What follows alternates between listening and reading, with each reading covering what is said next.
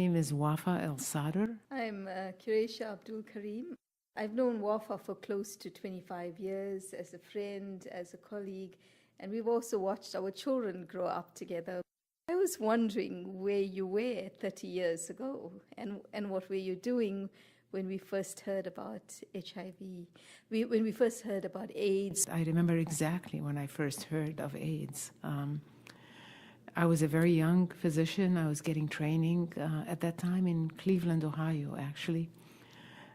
When someone came in and put right in front of me a copy of a publication from the Centers for Disease Control. And in it was the very first report of 5 cases of what we later learned was AIDS.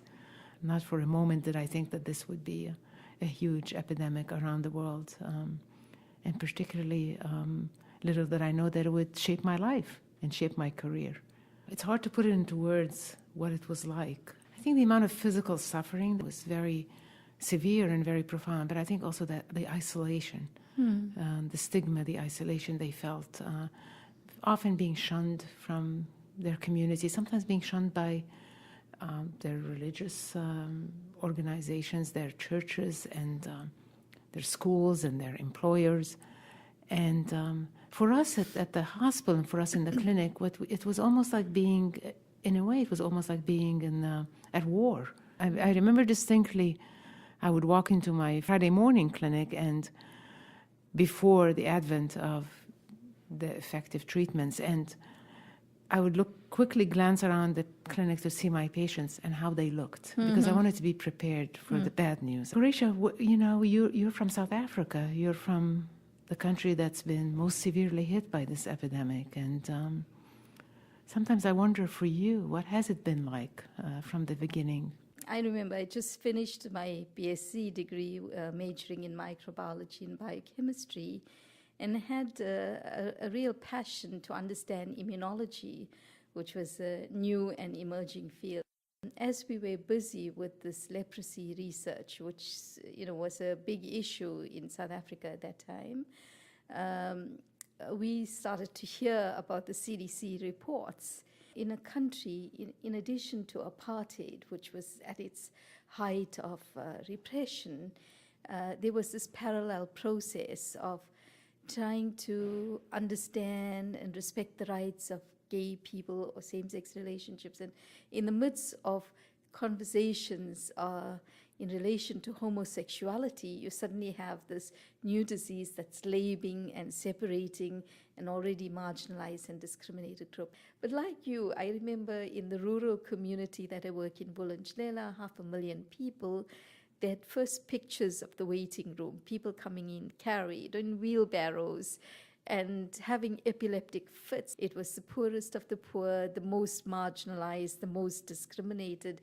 And on top of that, apartheid policies that tried to control every aspect of your life.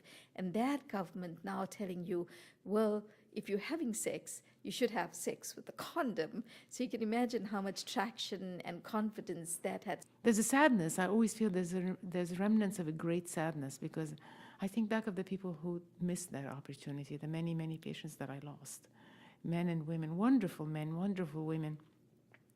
And I think about their children. And I sometimes wonder how those very young children are doing now, having lost their mother. It's a sense of almost like if they had only lived another year, if they had only lived another month, maybe they would have had a chance for life. And it's something that stays with me. But the transformation was remarkable. And it's durable, and we see it. I have patients I've been following now for 25 years. Little did I know that this would be the beginning of a journey, a beginning of a remarkable journey through years of the worst epidemic of our generation.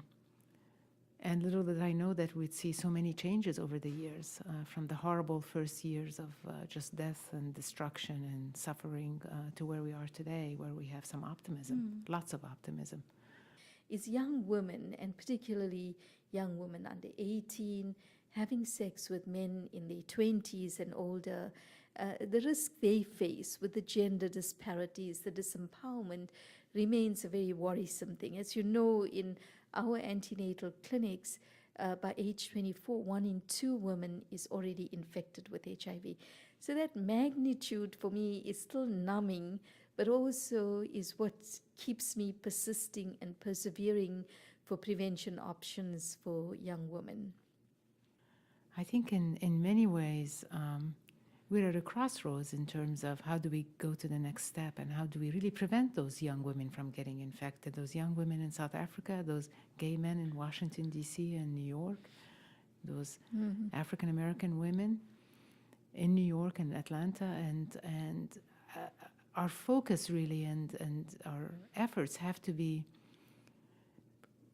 around and centered on finding ways to protect them, finding ways to protect them, and finding ways that, and not in a passive way, but finding ways that they can, ways in which they can protect themselves. Maybe that's a better way of saying it, but ways that these young men and these young women can protect themselves is really, I think, is priority number one.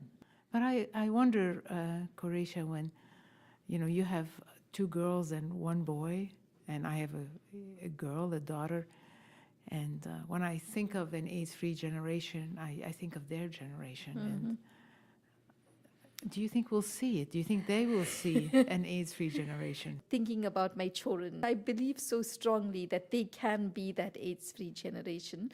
And part of my efforts together with everyone else's, I think, is about ensuring that. And I feel with commitment, with solidarity, with the resources, we can do this. Yeah, in many ways, you're right. I mean, my daughter, you know, Olivia, these kids are part of a really a small world. They're part of a global network of people. They're connected more than anybody's ever been connected. And I feel that there are ways in which we can also mobilize these young people, that they can be a force for change. I have so much confidence that they're so smart. They're going to come up with new tools that we couldn't have even dreamed of. So I'm really looking forward to the contributions of the new generation, not only for HIV/AIDS, but how do we make this world a better place? Yeah, and I hope in another 25 years we'll have a chance to look back again Definitely. and see what's happened. We've known each other for almost as long as the virus has been around, but I don't think we've ever had this type of conversation. It's been very useful for me to learn about your experiences and the journey, and to share also, and for me to reflect on how we've come to this point. And thank you very much, Wafaa. It's been a great... Thank you, Quarraisha. Thank you.